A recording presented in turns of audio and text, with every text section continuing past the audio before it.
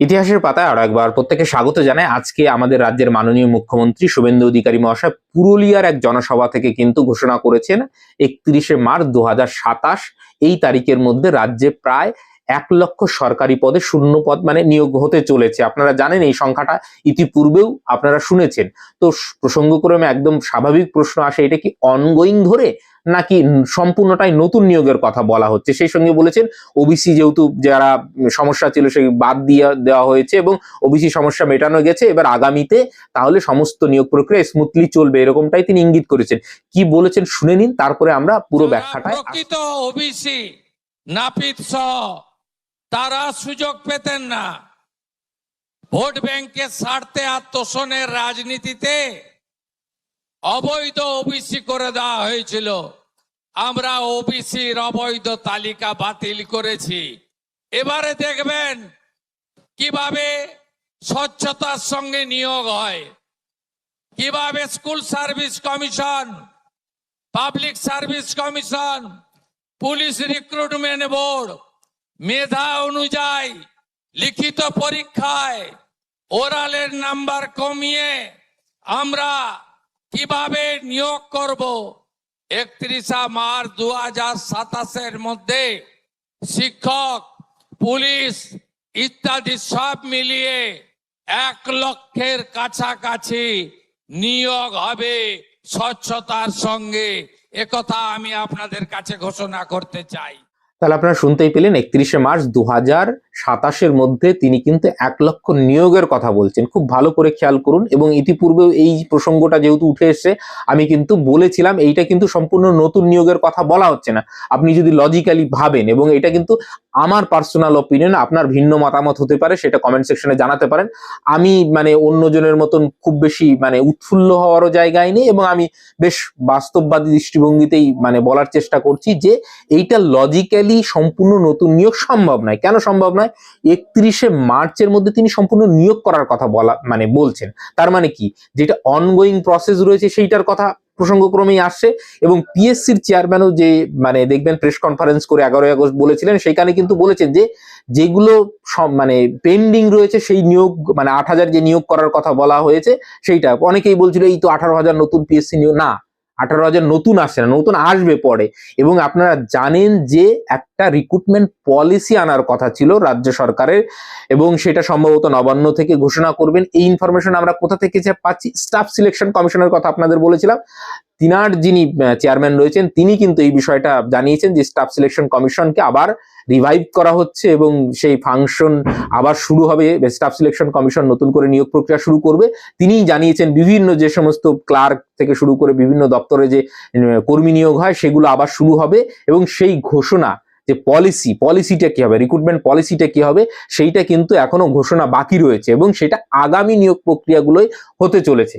বোঝা গেল। এবং এই যে প্রসিডিউরাল যে সমস্যাগুলো, সেটাও কিন্তু পিএসসির চেয়ারম্যানও উল্লেখ করেছেন যে আমাদের কিছু সমস্যা রয়েছে, যে রিক্রুটমেন্ট পলিসি কি হবে, তার এসওপি কি হবে, সেই নিয়ে আমাদের কিন্তু কাজ করতে হবে। তাহলে সবগুলো যদি আপনি ইন্টারলিঙ্ক করেন, তাহলে কিন্তু এই নিয়োগ প্রক্রিয়াগুলো মোটামুটি এই অনগোয়িং, হ্যাঁ নতুনগুলো আসবে, সেটা পিএসসি পরবর্তীতে আনবে, সেটা পরীক্ষা হতে হতে next year SSC staff selection commission আনবে, এবং এসএসসি স্কুল সার্ভিস কমিশন আনবে।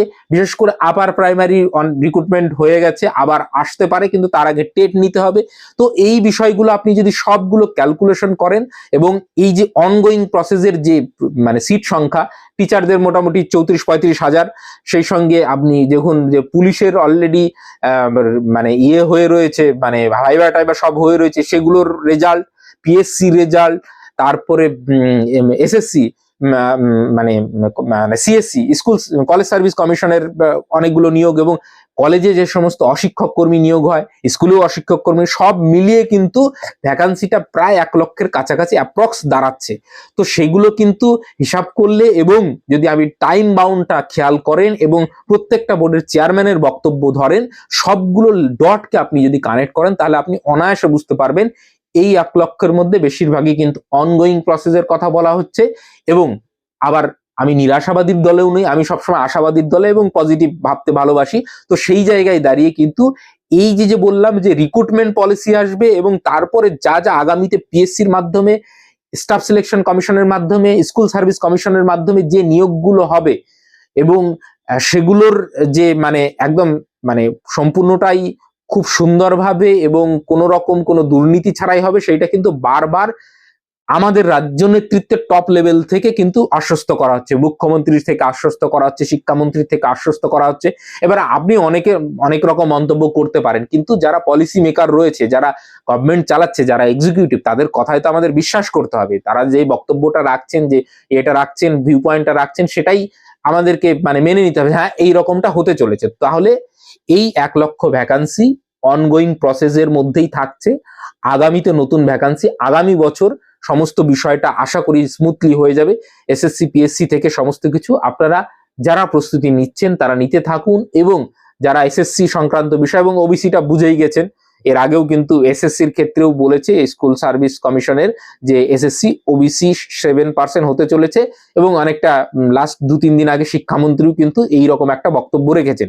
তো একদম পরিষ্কার হলো ধারণা যে 1 লক্ষ নিয়োগ, সেটা বেশিরভাগটাই অনগোয়িং।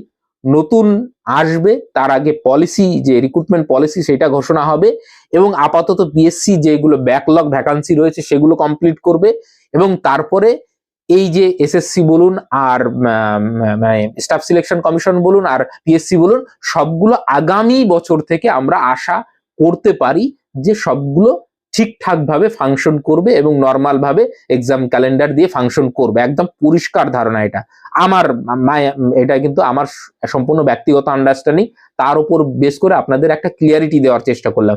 মিথ্যা আশ্বাস দিয়েও লাভ নেই বা গল্পের গরু গাছে তুলিয়েও লাভ নেই, যেটা বাস্তবতা সেটা স্বীকার করে নিয়ে সেই অনুযায়ী প্ল্যান প্রোগ্রাম করে আপনাদের মানে পরীক্ষার প্রস্তুতির জন্য এগোতে হবে। ওই কারো কথায় লাফিয়ে মানে ইয়ে করে তো বেসিক্যালি কাজ হবে না, আপনার আলটিমেটলি হাতে হতাশাই আসবে। কিন্তু আপনি যদি একদম গ্রাউন্ড রিয়ালিটি বিশ্লেষণ করে আপনার মতন বাস্তববাদী পরিকল্পনা করেন, তাহলে কিন্তু আপনি মানে বরং মানে ফিল্ডে টিকে থাকবেন। অতএব আমার বক্তব্য হচ্ছে আগামী 1 বছর মোটামুটি আপনার হাতে সময়, তার মধ্যে আপনি সুযোগ পেতে চলেছেন এরকমটা আমরা আশা করতে পারি, এবং যেগুলো মানে অনগোয়িং চলছে তারা সমস্তটা এর মধ্যে আশা করি সমাধান হয়ে যাবে। বিশেষ করে এসএসসির যে সমস্ত সমস্যাগুলো রয়েছে সেগুলো সমাধান হয়ে যাবে। হ্যাঁ 7% করলে একটু আইনি সমস্যা হতে পারে কি না পারে সেটা সময় বলবে, কিন্তু কিছুটা তো একটু মানে ইয়ে হবেই। তো কোর্ট থেকে সেটা ক্লিয়ারিটি নিয়ে আসলে সব থেকে ভালো হয়। তারপরে মানে দেখা যাক বাকি এসএসসির বা বিশেষ করে আপার প্রাইমারি সংক্রান্ত বিষয় অনেকেই প্রশ্ন করছেন, সেটা নিয়ে আমি নেক্সট আমি একটু মানে বলে বুঝিয়ে দেওয়ার চেষ্টা করব যে আপার প্রাইমারি যারা রয়েছে স্পেসিফিক্যালি তাদের কি করা উচিত। এরপরেও যদি কোনো প্রশ্ন থাকে বা মতামত থাকে আপনারা কমেন্ট সেকশনে জানাতে পারেন, লিঙ্ক দেওয়া থাকলে সেখানে গিয়ে যুক্ত হয়ে থাকতে পারেন ফার্দার যে কোনো আপডেটের জন্য। ভালো থাকবেন, সুস্থ থাকবেন, থ্যাংক ইউ।